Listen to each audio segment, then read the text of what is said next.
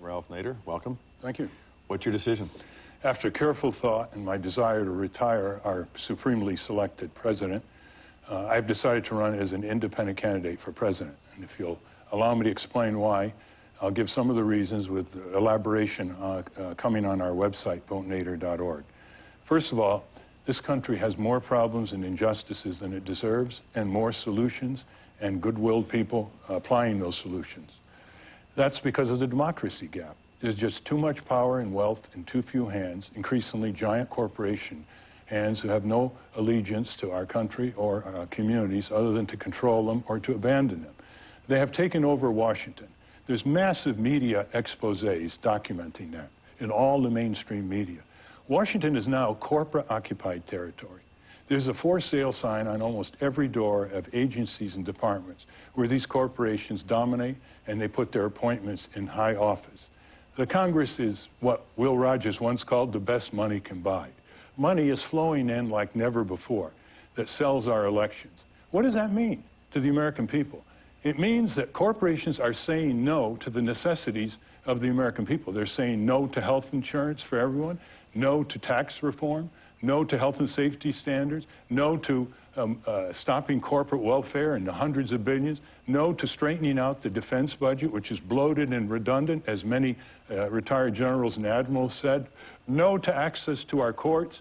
It's time for people to say yes, and we need more civic and political energies inside the campaign to challenge this two-party duopoly that's trending toward one-party districts all over the country. Mr. Nader, as you know, this decision is going to upset a lot of people. The Nation magazine, an institution that you have had a close relationship with all your life, wrote this editorial: Ralph, this is the wrong year for you to run. 2004 is not 2000. The contest for an independent presidential bid is completely altered from 2000, when there was a real base for a protest candidate. The overwhelming mass of voters with progressive values have only one focus this year: to beat Bush. Any candidacy seen as distracting from that goal will be excoriated by the entire spectrum of potentially progressive voters. If you run, you will separate yourself, probably irrevocably, from any ongoing relationship with this energized mass of activists. Look around. Almost no one, including former strong supporters, is calling for you to run. Ralph, please think of long-term. Don't run. And we've been inundated with emails. There's a website that actually says www.ralphdon'trun.net. And I want to air this in its entirety for you to watch it, for the country to watch it, and then give you a full chance to respond. Let's watch. The 2000 presidential race was the closest in American history. A swing of just 3 electoral votes anywhere in the country, and George Bush would never have become president. You can blame Gore's mistakes in the campaign, the Florida recount debacle, the Supreme Court intervention. But after all those events, one fact remains. Ralph Nader's candidacy tipped the balance to Bush. With just 1% of the votes cast for Ralph Nader, Gore wins Florida and the election. Netting 1/3 of Nader's votes, Gore takes New Hampshire as well. The simple fact is, if Nader had not run, Gore would be president, not Bush. Today, Ralph Nader is thinking of running again, and he says he'll announce his plans in the next few weeks. This time, in 2004, the stakes are far too high. This time, we need Ralph Nader with us, not against us. Here's how you can help. Visit Ralph Nader's Exploratory Committee website and send the message: Ralph, please don't run. There's real passion in that. What do you say to those people? That's the liberal intelligentsia that agrees with almost all our positions. That is a contemptuous statement against democracy, against freedom, against more voices and choices for the American people. You'd never find that type of thing in Canada or Western democracies in Europe. It is an offense to deny millions of people who might want to vote for our candidacy an opportunity to vote for our candidacy. Instead, they want to say, no, we're not going to let you have an opportunity to vote for our candidacy. There are conservatives who are furious with Bush over the deficit, over corporate subsidies, over corporate pornography directed toward children, over the Patriot Act, over many other issues.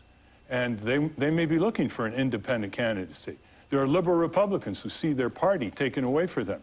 They may be looking for an independent candidacy. There are 100 million non-voters that no one has figured out how to bring back into the electoral system, which I want to try to do. So I think the liberal intelligentsia has got to ask itself a tough question, Tim. For 25 years, they have let their party run away from them. For 25 years, they've let their party become a captive of corporate interests. And now they want to block the American people from having more choices and voices, especially young people who are looking for idealism, who are looking for a clean campaign, who are looking for the real issues in this country instead of the sham and the rhetoric that masquerades for political campaigning. Democrats will say, Ralph Nader, in the end, it's a choice between George Bush and a Democrat. And you have to make a decision as to who would be better for this country. They point to Florida, and you heard the internet ad, and I'll show you the exact vote. Bush won by 537 votes, and you got 97,488. In New Hampshire, Bush won by 7,211. You got 22,000 votes. When you were on the program in January of 2002, I asked you a question, and here's your response. Let's watch. Having watched George W. Bush for a year, do you believe an Al Gore presidency would have been any different?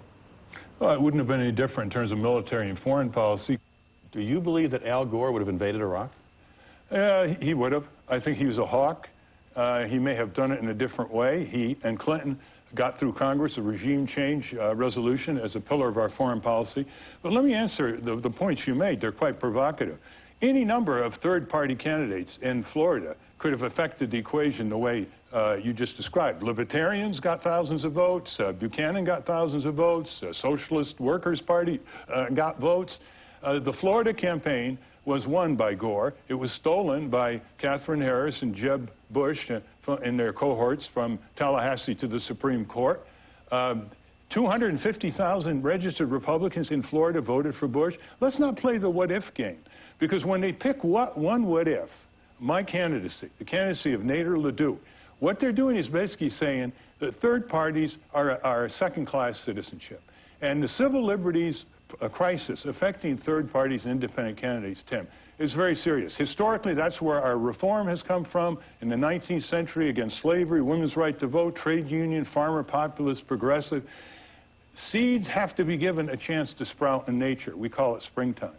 Entrepreneurs have to be given a chance in the marketplace. Somehow, it's okay to have a two-party duopoly that is converging more and more, where the towering similarities dwarf the dwindling real differences that the Democrats are willing to fight over.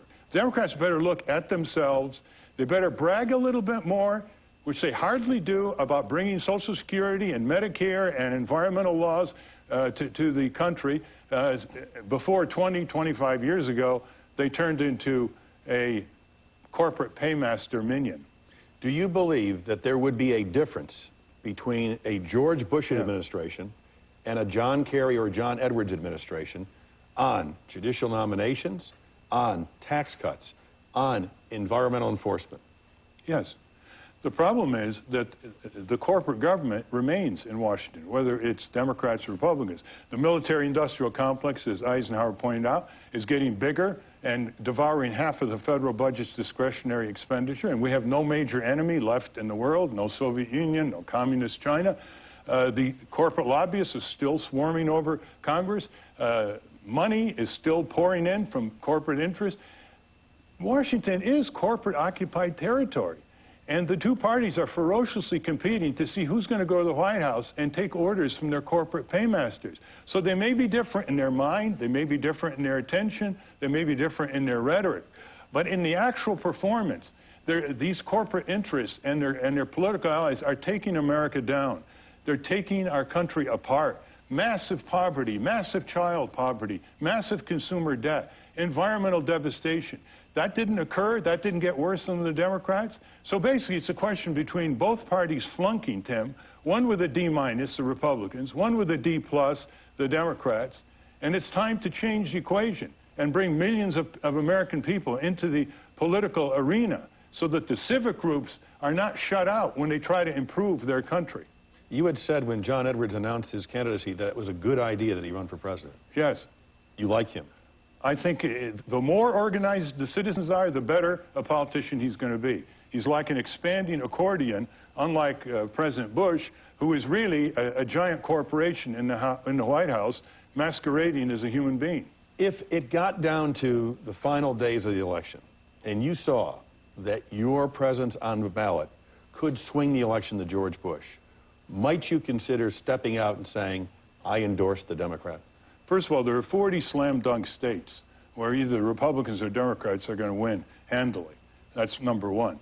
Second, I think there's a very good chance that President Bush is going to start declining in the polls. He's making a lot of mistakes. People are beginning to realize that he doesn't care about the American people, although he says he does, that he's, as a conservative president, he's presiding over and encouraging the shipment of industries and jobs to the despotic communist regime in China, that he fabricated the basis for the war in Iraq, which is now a quagmire. And if President Bush doesn't trust the American people with the truth, why should the American people trust George W. Bush with the presidency?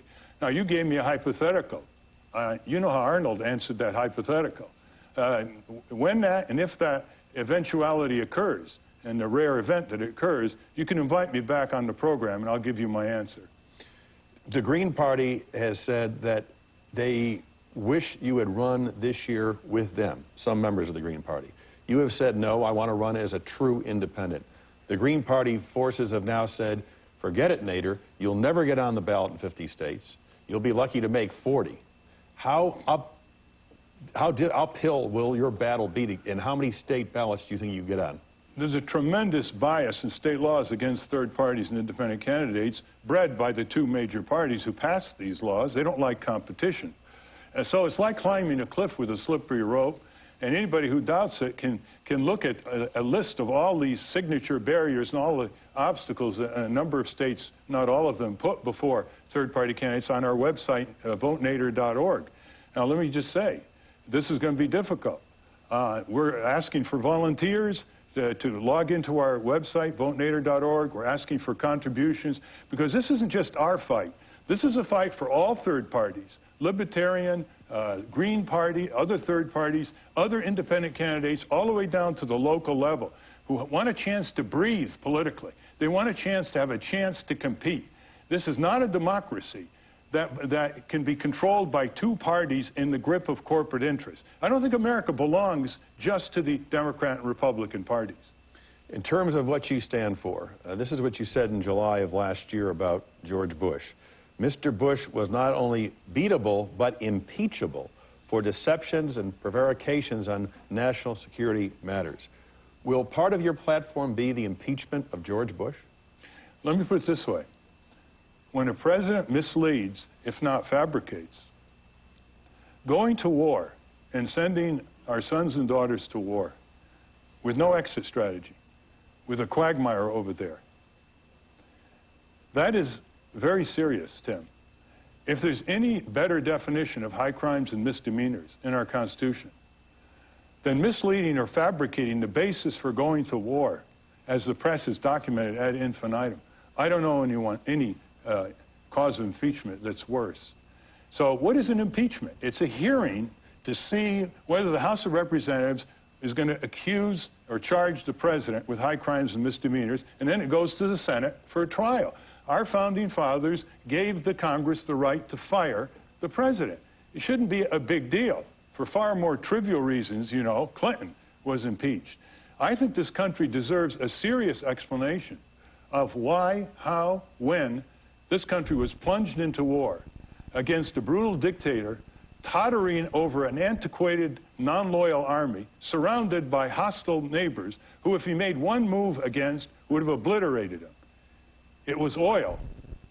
And oil has ruined so much of our foreign policy and antagonized so many people in the third world, when we should be converting to renewable energy and solar energy and energy efficiency, all of which creates jobs in this country.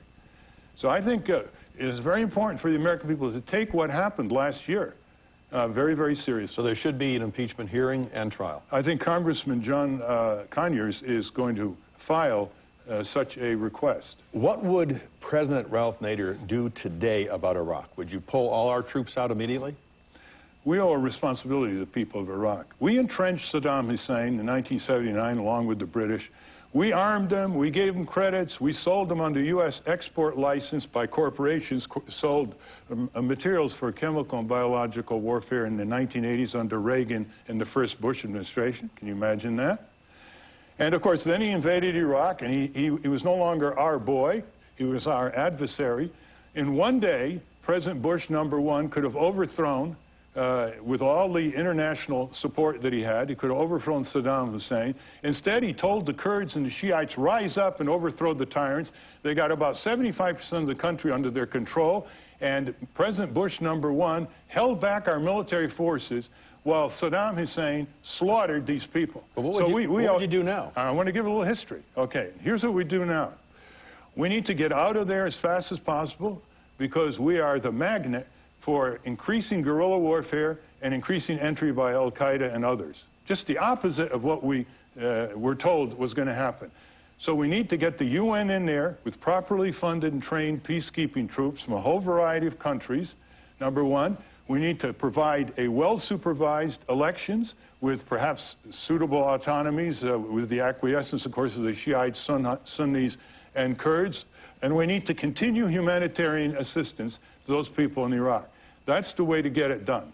And who will rule Iraq? It might become an Islamic fundamentalist extreme regime. Iraqis will be ruled by Iraqis. They will be ruled under fair elections by Iraqis. They're very creative people, and we have no business being there. We have no business diverting hundreds of billions of dollars over there while our schools, clinics, public transit, libraries are crumbling for lack of repair. We need to get rid of that tax cut for the wealthy, which is increasing deficits, and have a massive job-producing public works. Repeal the entire Bush tax cut. Yes, and have a job-producing public works to repair America. These jobs can't be shipped to India and China. They're there. They're in every community. They're well-paying. A lot of them are union jobs. There are so many ways to move this country forward, Tim, and we've got to have more voices and choices. We just can't sit back like The Nation magazine and betray its own traditions and the liberal intelligentsia and once again settle for the least worst and watch both parties get worse every 4 years, and then the liberals will come back to us and complain about, oh, those Democrats are caving into these corporations, they're letting the Republicans run roughshod over them. Civil rights. Many gay couples believe that they should be allowed to be married. You heard Governor Schwarzenegger say he disagrees with that. Democratic candidates will say they're for civil unions but not gay marriage. Would Ralph Nader support gay marriage? I support equal rights for same-sex couples. I think there was an interesting quote by a lesbian leader in the New York Times a few days ago when she said, it's not a matter of labels, it's a matter of equal rights. However that can occur by adjusting state laws or having a federal law, that is certainly something that the gay lesbian community is going to have to work out. But gays should be allowed to be married if they so choose, according to you. Of course. Love and commitment is not exactly in surplus in this country. The main tragedy, what undermines marriage, is divorce, as Mayor Daley of Chicago just said. When you ran in 2000, you had a financial disclosure which showed your wealth at $3.8 million. Will you release your tax returns this year as well? First of all, about 85 to 90% of everything I've earned has gone and raised, has gone to all the citizen groups all over the country that for 35, 40 years have saved millions of lives and injuries, taken dangerous drugs off the marketplace. I think I have to remind people, especially young people, of what we've done and how much we love our country by the sweat of our work for justice for all Americans, and also how important it is to give every American a chance to improve his or her country and not block them by corporate interests and their political allies. But in terms of full disclosure. Let me tell you. There is a government ethics disclosure law that discloses everything. I have never supported political candidates releasing their income taxes because they have a lot of personal information. They may have a retarded child in an institution. All the economic information, the investments, everything will be disclosed in accordance with federal law. Before you go, I got thousands of emails from people over the last several weeks talking about you and your potential candidacy, and many of them come down to 3 letters, E-G-O, ego. This is all about Ralph.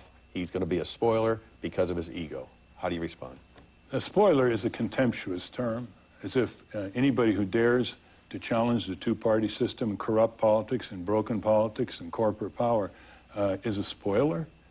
Come again? See, these people are well-meaning people who agree with us on many of the issues, but they're hostages to an antiquated electoral college winner-take-all system that blocks all the way to excluding candidates from the debates, blocks any kind of voices, any kind of competition. And we've got to fight that. You can't just fight that from the outside, the way the Center for Voting and Democracy is. You've got to fight it from the inside as well.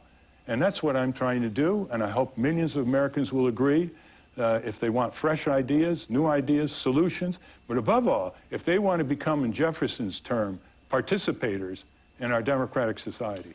Ralph Nader, we thank you for joining us with your announcement. We'll be covering you during the campaign and hope you'll come back and share your views. Thank you very much, Tim. And we'll be right back.